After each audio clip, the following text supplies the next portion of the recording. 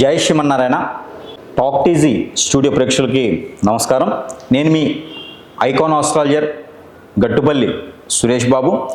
మనకి ఈ మార్చి మాసం 2025 సంవత్సరం ద్వాదశ రాశులను తీసుకున్నట్లయితే కనుక వాటికి ఉన్నటువంటి గ్రహస్థితి, ఏ స్థానంలో ఏ గ్రహాలు ఉన్నాయి, వాటి వలన ద్వాదశ రాశుల వారికి శుభ అశుభ ఫలితాలు ఎలా ఉండబోతున్నాయి, వాటి వలన పరిహారాలు ఏం చేసుకోవడం వలన ఏం మంచి జరుగుతుంది అనేది ఒకసారి మనం పరిశీలన చేసినట్లయితే, ఈ యొక్క ద్వాదశ రాశుల వారిలో ఒకటి ధనుసు రాశి.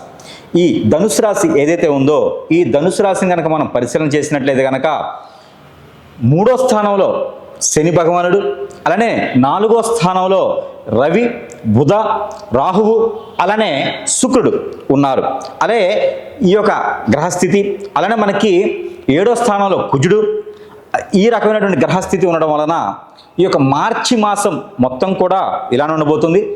అయితే మనకి మార్చి 29వ తారీఖు అతిపెద్ద గ్రహమైనటువంటి శని భగవానుడు మీనరాశిలోకి రావడం వలన అప్పుడు మనకి అనూహ్యంగా 2వ స్థానంలోకి, ఏదైతే మనకి జన్మస్థానం ఉంటుందో దాని నుంచి మనకి 2వ స్థానానికి ఏర్పడుతుంది. అంటే మనకి ఈ యొక్క ధనుసు రాశి నుంచి చూసినట్లయితే కనుక 4వ స్థానం అవుతుంది. ఈ 4వ స్థానంలోకి ఏర్పడడం వలన అన్ని రకాల ఇబ్బందుల నుంచి తొలగిపోయేసి కొన్ని రకాల కొత్త ఇబ్బందులు వచ్చేలా ఉంటుంది. అది ఎలాంటివి?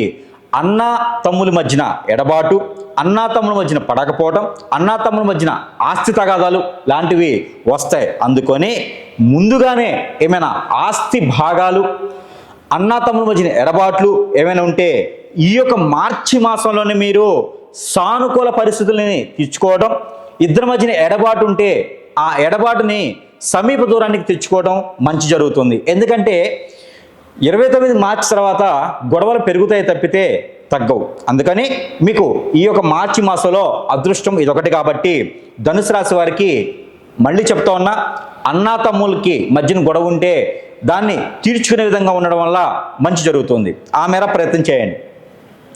మరొకటి, విదేశానికి ఎవరైనా ప్రయత్నం చేయాలంటే కనుక ఈ మార్చి మాసం కాకుండా ఏప్రిల్ 5వ తారీఖు తర్వాత 2025 సంవత్సరంలో ఏప్రిల్ 5వ తారీఖు తర్వాత ప్రయత్నం చేస్తే విదేశాలకు వెళ్ళాలనుకున్న వారు ఖచ్చితంగా వెళ్తారు.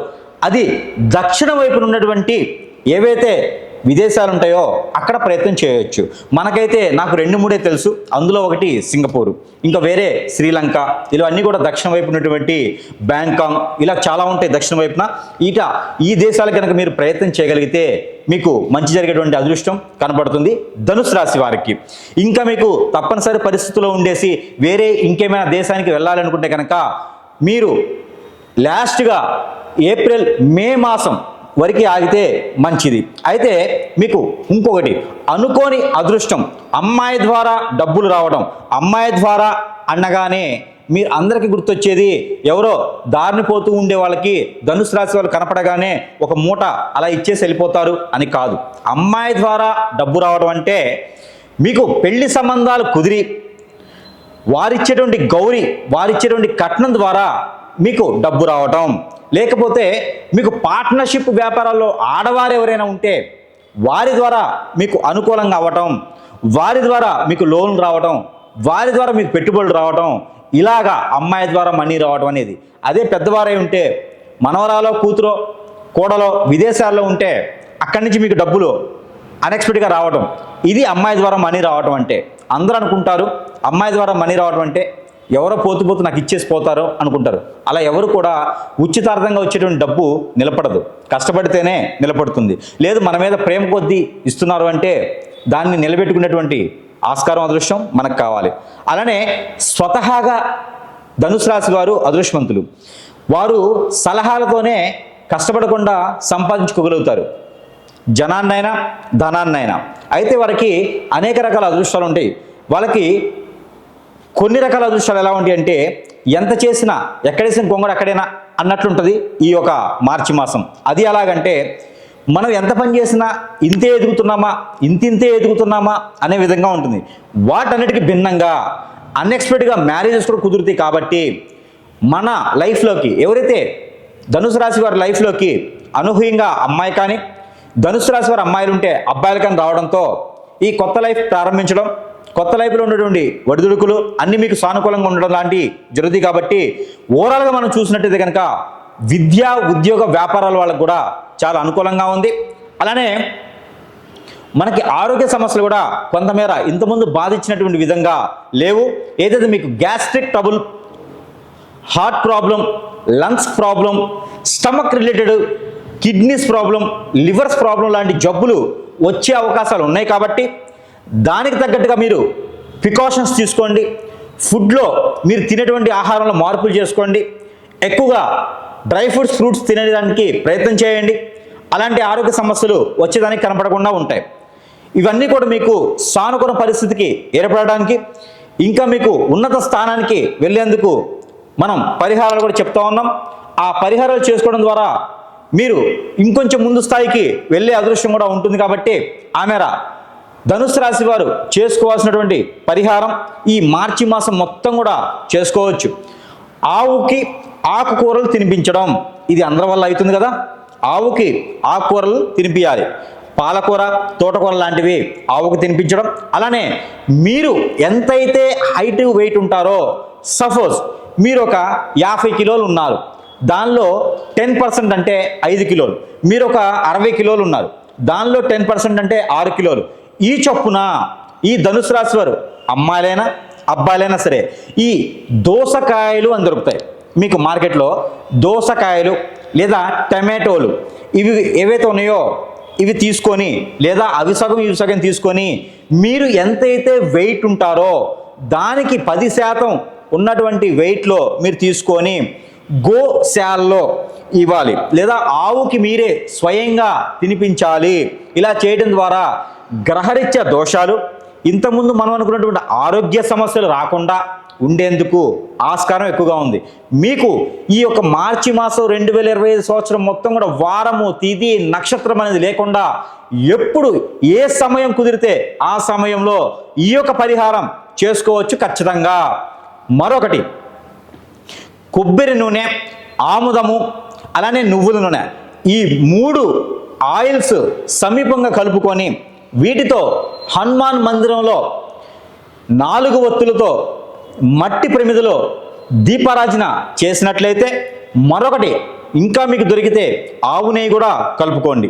ఈ 5-4 కలుపుకున్నటువంటి మిశ్రమంతో దీపారాజన 4 ఒత్తులు వేసి మట్టి ప్రమిదలో చేసినట్లయితే హనుమాన్ మందిరంలో, ఇది సాయం సంధి వేళలో చేసినట్లయితే ఎవరైనా ధనుసు రాశిలో పుట్టినటువంటి పిల్లలు, బాలశ రోగాలు ఉన్నవారు, నరదిష్టి, నరఘోష, కాలసర్పదోషం, నాగదోషం, కుజదోషం, రాహుకేతు దోషం, అలానే పితృశాపాలు, బాలశ రోగాలు, అలానే చదువు ఇబ్బందులు ఉన్నవారు, విదేశాలకు వెళ్ళాలనుకున్నవారు, డబ్బు అప్పు ఇచ్చిన వారు, కోర్టు వ్యవహారం ఉన్నవారు, ఇది కనుక మీరు ఖచ్చితంగా 11 రోజులు కనుక ఈ దీపారాధన చేసుకున్నట్టయితే ప్రతిరోజు నూనె వాడుకోవచ్చు. ప్రతిరోజు కొత్త ఒత్తులు ఉండాలి, ప్రతిరోజు కొత్త ప్రమిద ఉండాలి.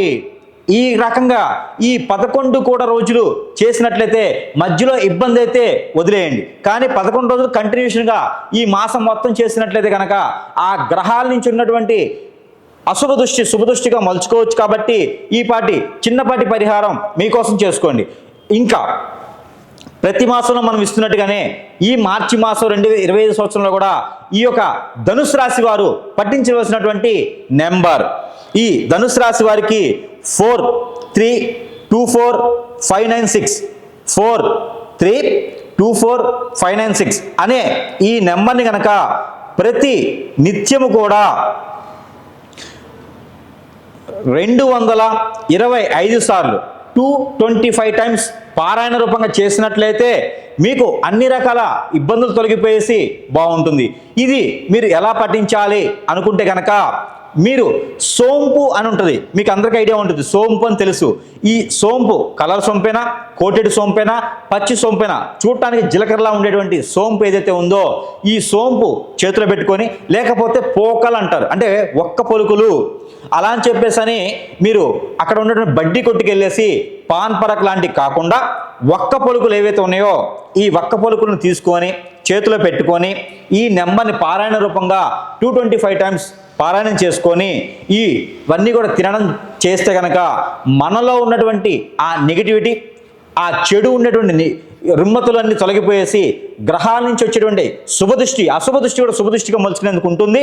ఈ యొక్క ధనుసు రాశి వారు మార్చి మాసంలో చేసేటువంటి ప్రతి పరిహారం కూడా అది డైరెక్ట్గా స్వర్గలోకంలోకి వెళ్ళేదానికి ఆస్కారం ఉంది. కాబట్టి ప్రతి ఒక్కరూ ఈ చిన్న చిన్న పరిహారాలు చేసుకొని అదృష్టవంతుల వాళ్ళని కోరుకుంటా ఉన్నాను. జై శ్రీమన్నారాయణ.